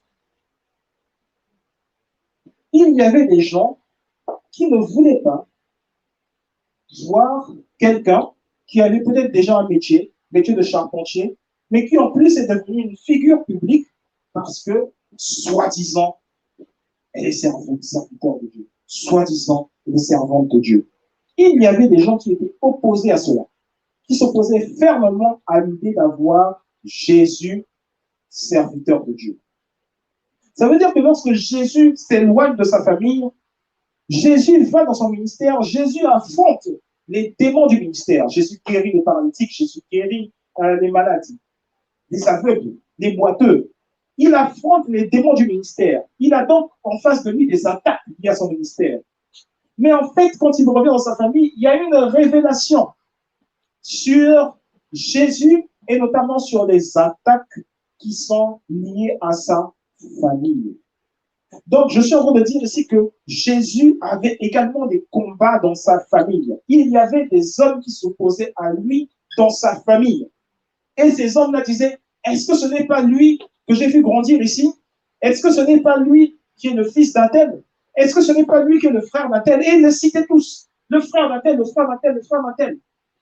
Ce n'est pas lui, sa sœur, ce n'est pas un tel.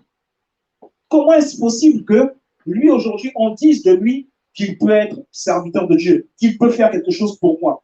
Comment est-ce que quelque chose de bon peut-il sortir de lui?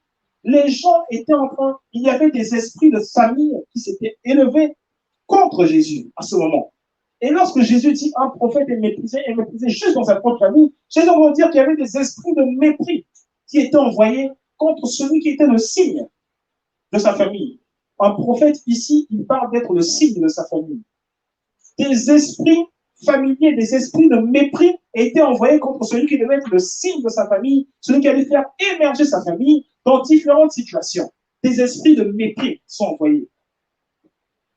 Dans une famille, des esprits de mépris peuvent être envoyés contre celui qui va être le signe de sa famille. C'est-à-dire que tu veux être le soutien de ta famille, soutien spirituel de ta famille. Il y a des esprits de mépris. Tu veux être le soutien intellectuel de ta famille. Il y a des esprits de mépris.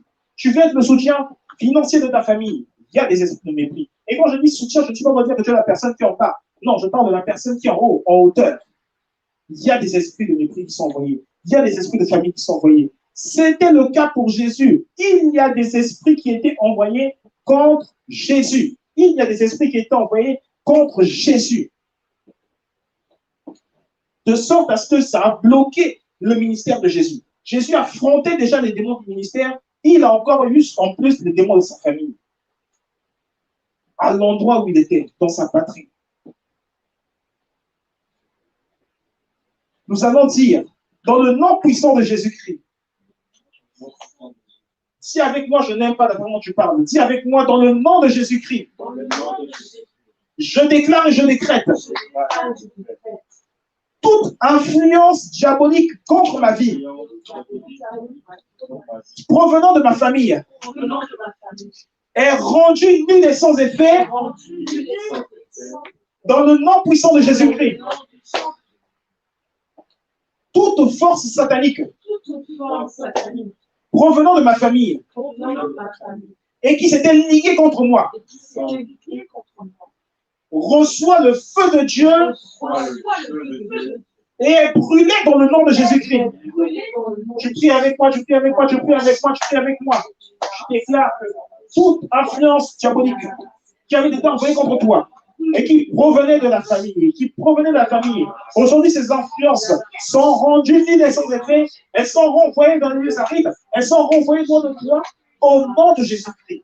Toute influence qui voulait t'empêcher de monter, qui voulait t'empêcher de monter, qui voulait t'empêcher de monter, qui voulait t'empêcher de briller, qui voulait t'empêcher d'être le leader au sommet dans ta famille. Toutes ces influences diaboliques qui passaient dans ta famille, aujourd'hui, elle est rompue, elle est rendue nulle et sans effet au nom puissant de Jésus-Christ. Toutes ces influences démoniaques, ceux qui retenaient les reins, ceux qui retenaient le ventre, aujourd'hui, ces mauvaises influences, aujourd'hui, sont rendues nulle et sans effet, elles sont repoussées dans ta vie au nom puissant de Jésus-Christ. tous les esprits de poursuite, tous les esprits de sabotage envoyés contre toi, ils reçoivent le feu. Ils reçoivent le feu. Ils reçoivent le feu. Ils reçoivent le feu. Les esprits de mépris, ils reçoivent le feu. Ils reçoivent le feu. Ils reçoivent le feu. Ils reçoivent le feu. Ils reçoivent le feu. Ils reçoivent le feu. Les calibres avec les calibres avec les calibres centraux. Les calibres centraux. Les calibres centraux. Ça me montre une chaîne. Ça me montre une chaîne qui est comme placée au niveau du ventre. C'est comme le ventre. Et je vois quelque chose qui descend comme au niveau du rein. Je vois quelque chose qui descend comme au niveau du rein. Ça veut dire, ce que j'entends là, ça veut dire deux choses. Il y a deux choses. Il y avait une personne. Ta caractéristique, c'est que tu as souvent eu des sujets, des frictions, comme au niveau des articulations, mais c'est surtout au niveau des os. Tu as souvent eu des frictions, comme au niveau des articulations, au niveau des os. C'est une influence démoniaque qui venait de la famille. Aujourd'hui, elle est rompue dans le nom de Jésus-Christ. Il y en a une autre, ce sont, donc toujours pour cette chaîne, c'est quand je dis que c'est une chose, pour les deux personnes, il y en a une autre, cette chaîne-là, qu'est-ce que c'est? À un moment, c'est comme si le diable vient et la presse, et ce sont des douleurs. Ce sont des douleurs qui viennent, je vois comment ça descend vers le bas-ventre. Je vois comment ça descend vers le bas-ventre. Le diable vient et il presse dessus, il presse dessus. Pour cette catégorie également de personnes, je déclare et je décrète. Maintenant, le feu de Dieu éradique cette douleur. Maintenant, le feu de Dieu éradique cette douleur. Maintenant, le feu de Dieu éradique cette douleur. Dans le nom puissant de Jésus-Christ. Toi qui, par cette couronne qui avait été placée sur ta vie, toi qui avais été fait reine, roi, dans le monde des ténèbres, par les esprits de famille, on t'avait dit roi, reine, dans ce monde-là, c'est-à-dire qu'on disait le monde, on prononçait le nom de ta famille, on disait c'est le monde de, c'est le monde de, c'est le monde de. Et tu as déjà entendu cette phrase, c'est pour ça que le Seigneur est en train de me le dire. C'est le monde de, c'est le monde de, c'est le monde de. Et tu as eu un jour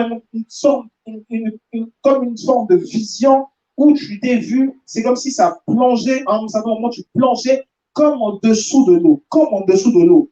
Dans le nom puissant de Jésus-Christ, je déclare, je décrète, cette initiation familiale aujourd'hui est rompue dans ta vie au nom de Jésus-Christ. Cette initiation familiale est rompue dans ta vie au nom de Jésus-Christ. Aujourd'hui, maintenant, ton âme ressort de là, ta pensée ressort de là, ton corps ressort de là, et tu reçois la vie, et tu la reçois en abondance. Tu reçois la vie, et tu la reçois en abondance. Au nom puissant de Jésus-Christ, je déclare, je décrète libération. Je déclare, je décrète liberté. Je déclare, je décrète libération, liberté. Tu n'es pas assigné au royaume des ténèbres. Tu n'es pas assigné au royaume de la famille. Tu n'es pas assigné au royaume des ténèbres. Tu n'es pas assigné au royaume de Tu n'es pas assigné au royaume des ténèbres. Tu es assigné au royaume de Jésus-Christ. Tu es assigné au royaume de Jésus-Christ. Tu es dans le royaume de la lumière de Dieu, de l'admirable lumière de Dieu. J'ordonne un transfert. J'ordonne un transfert de royaume. J'ordonne un transfert de royaume. Tu quittes les ténèbres et tu viens dans le royaume de la lumière. Tu quittes les ténèbres et tu viens dans le royaume de la lumière. Tu quittes les ténèbres et tu viens dans le royaume de la lumière. Cela est rendu réel au nom de Jésus. Cela est rendu réel au nom de Jésus. Cela est rendu réel au nom de Jésus. Tu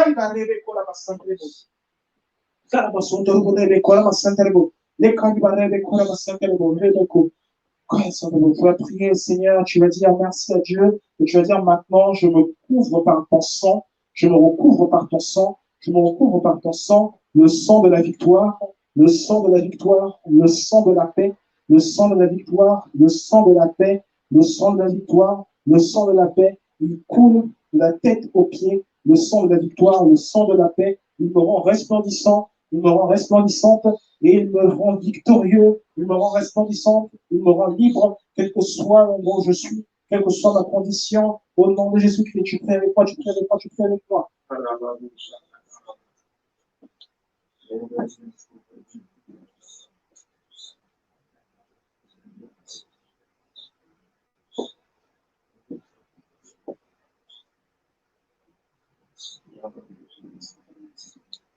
Le sang de Jésus-Christ te garde, que le sang de Jésus-Christ te recouvre, que le sang de Jésus-Christ te rende la paix, là où il n'y avait pas la paix, que le sang de Jésus-Christ te rende la paix, là où il n'y avait pas la paix, que le sang de Jésus-Christ te rende la paix, là où il n'y avait pas la paix. Quand il t'a fait que la paix, les Nom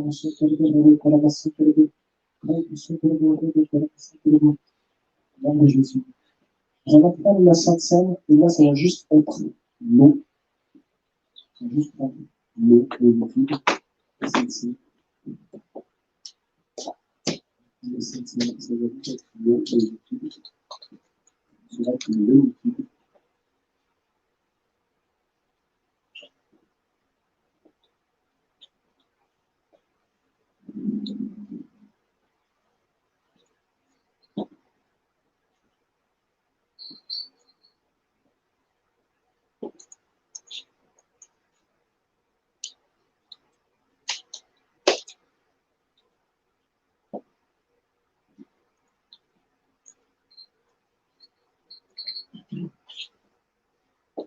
Qui est en ligne, préparez-vous aussi à partager le repas du Seigneur, à prendre la Sainte Seine avec nous. Préparez-vous à prendre la Sainte Seine avec nous. On va se prendre le repas du Seigneur. Le repas du Seigneur.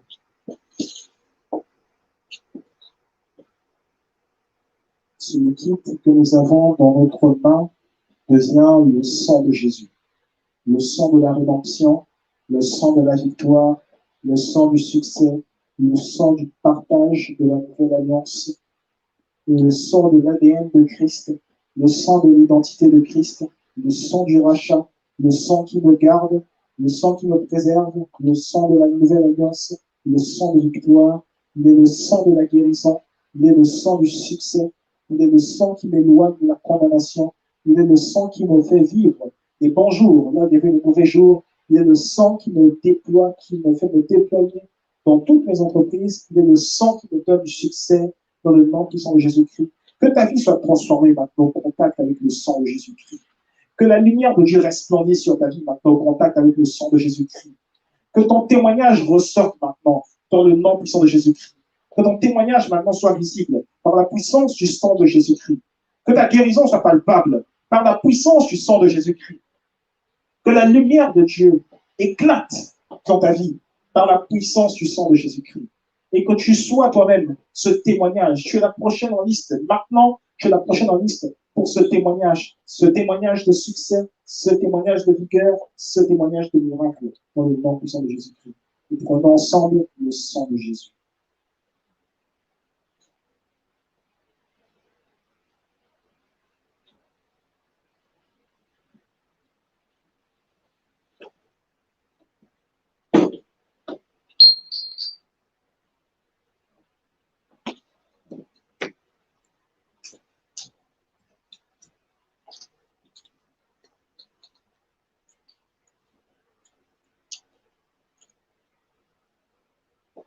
On va le compléter avec le temps. Si on a fait l'inverse, on va le compléter avec le temps.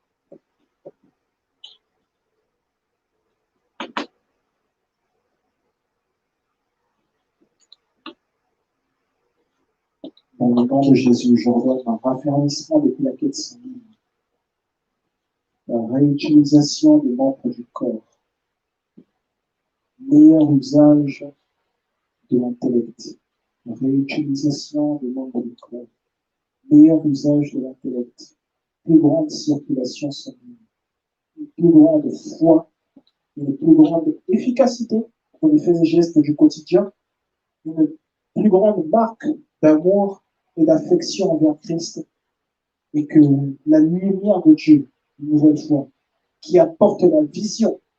Si je parle de lumière, c'est parce que la lumière apporte la vision. Que la lumière de Dieu qui apporte la vision soit encore plus perceptible, soit encore plus rayonnante maintenant dans la vie de tout un chacun ici, dans le nom de Jésus-Christ. Nous prenons ensemble le corps du Christ.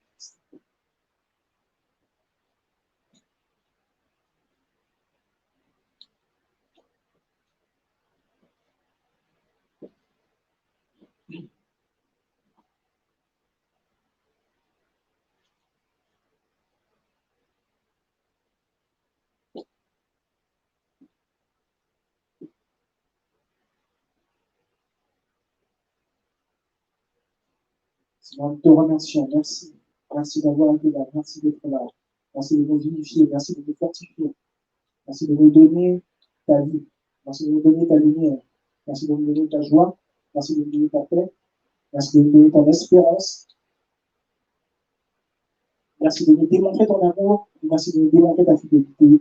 Que toute la gloire te soit rendue, Seigneur, de tout ce qui a été fait dans le nom de Jésus-Christ. Quand nous apportons dans ta maison, dis notre offrande individuelle. Que ta grâce, Seigneur, nous fasse te vivre, que ta grâce nous fasse t'attendre, que ta grâce nous permette de te révéler, et que ta grâce, Seigneur, nous permette, nous rende plus luisants encore avec toi, et plus rayonnants encore avec toi aujourd'hui, dans le nom de Jésus-Christ, nous avons ainsi prié. Amen, amen, amen.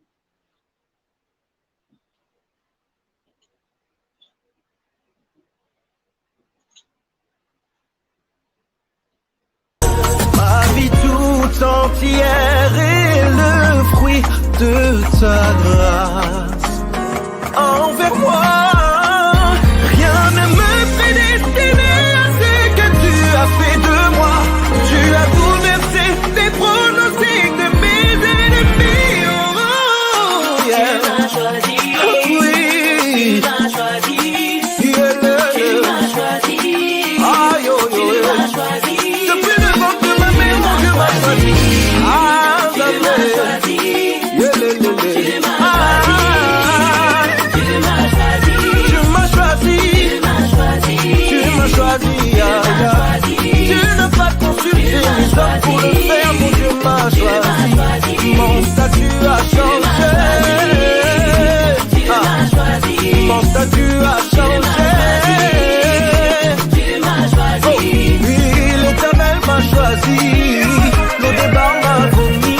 À la table du roi, je suis assis. J'avais l'appel si oh merci. L'Éternel m'a choisi. Le débat m'a vomi. À la table du roi, je suis assis. J'avais l'appel si oh merci. N'appétit ma tono. La bonité n'appétit ma tono. Reconnaissant la Dieu son azanango. Et aussi d'ailleurs, Yeshua, merci. Ma vie tout entière est le fruit de ta grâce envers moi. Rien ne me prédestinait à ce que tu as fait de moi. Tu as bouleversé les pronostics de mes ennemis.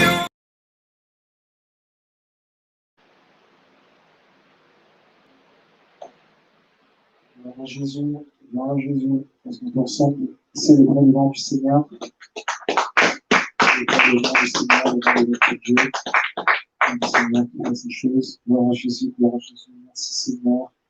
Merci Seigneur. Merci Seigneur pour ce qui a été fait. Merci Seigneur pour la journée d'aujourd'hui. Merci. Vraiment gloire à Dieu. Vraiment gloire à Dieu. Tout à l'heure, nous nous retrouvons pour une zone prophétique. Une zone prophétique exceptionnelle. Et le programme de la semaine est déjà passé. Donc, nous nous retrouvons évidemment le mercredi, vendredi, le dimanche à nouveau. Notre vie du nouveau concert à la Théâtre. Et ce dimanche, ce sera notre dernier dimanche du mois d'août. Enfin, le dimanche qui va venir, je veux dire. Ce sera notre dernier dimanche du mois d'août. Cela signifie que nous approchons de notre période de jeûne et prière. Voilà. Continuons de nous préparer pour cela. Nous avons une journée de jeûne individuel par semaine à prendre. Comme ça, on garde l'habitude, on conserve les bonnes habitudes et on sera prêt, ready pour notre période de jeûne qui va commencer sous peu. On gloire à Dieu pour cela. Gloire à Dieu pour tout ce qui s'est passé. Gloire à Dieu, gloire au nom du Seigneur Jésus-Christ. Jeudi 31, je pense que j'avais écrit dans tous les groupes WhatsApp, c'est un jeudi 31, réunion de consolidation. Toutes les personnes membres de tous les départements confondus doivent obligatoirement être là. Toutes les personnes de tous les départements confondus doivent obligatoirement être là. Là, il n'y a pas de choix. C'est obligatoire pour tous. Voilà. Et voilà, je pense qu'on a tout dit. Je pense que tout est dit. Nous rendons gloire à Dieu pour le service d'aujourd'hui. pour tout ce qui a été fait aujourd'hui, que la grâce connaît dans notre Dieu. Et pour finir, je dis ensemble, je vais appeler Christy, pour l'enfant du service.